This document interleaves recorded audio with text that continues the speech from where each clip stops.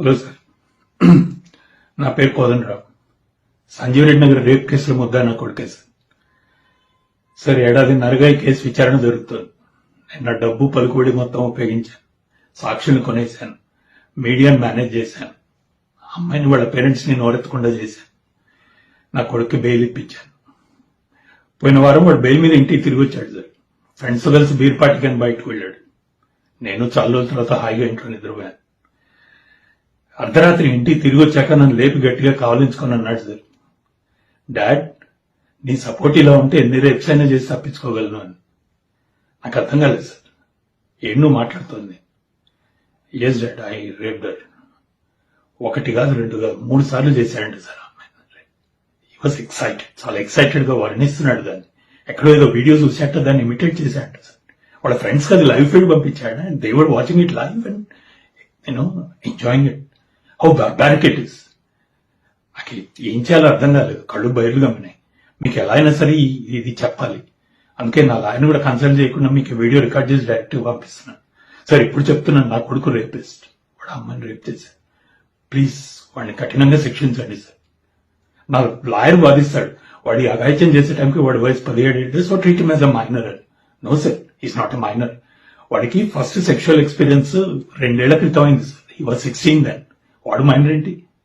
And ఆ అమ్మాయి వాడితో పాటు చిన్నప్పటి నుంచి కలిసి ఆడుకుని పెరిగి యూనో మొన్నటికి మొన్న వాడు కంబైన్ స్టడీస్ అంటే వాడితో పాటు అమాయకంగా నమ్మి ఇంటికి వచ్చింది సార్. అట్లాంటి అమ్మాయి మీద అత్యాచారం చేసినాడు వాడు మైనర్ ఏంటి సార్? అయినా రేప్ అనే థాట్ మైండ్ లో వచ్చినాడు. అసలు మైనర్ ఎలా అవుతాడు sir? He has to be treated as a fucking major. That's it. So వాడిని నిర్భయ కేసులో లాగా వాడిని ఉరిదీస్తారు, లేదా దిశ కేసులో లాగా ఎన్కౌంటర్ చేసి పారేస్తారు. సౌదీ అరేబియాలో రాళ్లు పెట్టి కొడతారండి సార్. అలా కొడతారు, మీ ఇష్టం సార్. ప్లస్ కఠినంగా శిక్షించండి. మీరు వేసే శిక్ష వాడికి ఆఖరి అవకాశం కావాలి వాడు మారటానికి. Please sir. నా భార్య గీత, నా భగవద్గీత, తన రచయిత్రి సార్. వాడికి మాధవ్ అనే పేరు పెడతా అంటే వద్దు, వాడు దేవుడు అవనవసరం లేదు, మనిషి అయితే చాలు అని వాడికి మానవ్ అని పేరు పెట్టింది సార్. తనకి 3 ఏళ్ల వయసు ఉన్నప్పుడు తనకి క్యాన్సర్ డయాగ్నోస్ అయింది. చచ్చిపోతానని తెలిసి మా ఇద్దరిని ఒళ్ళో పడుకోబెట్టుకొని చెప్పింది సార్ నాతో, రామ్, వీడు చదువులో ఫెయిల్ అయినా పర్వాలేదు, ఆటల్లో ఫెయిల్ అయినా పర్వాలేదు, కానీ ఆలోచనలో ఫెయిల్ కాకుండా చూడాలి. నేను మాట ఇచ్చాను సార్ తనకి. ఆ మాట తప్పాను, అది కోసేస్తుంది. డబ్బు సంపాదించే యావలో పడి వీడి తల్లి లేట్ లేకుండా తీర్చాలి. ఇప్పుడు ఆలోచనలు ఎలా మారుతున్నాయో నేను గమనించలేకపోయాను సార్.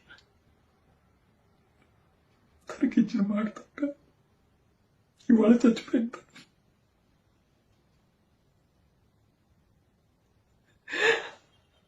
ఆ అమ్మాయి మీద వాడు చేసిన అత్యాచారంలో సగం బాధ్యత నాది సార్. వాడి వేస శిక్షలో సగం నాకు. ఆ రాళ్ళ పెట్టి ముందు నన్ను కొట్టాడు సార్.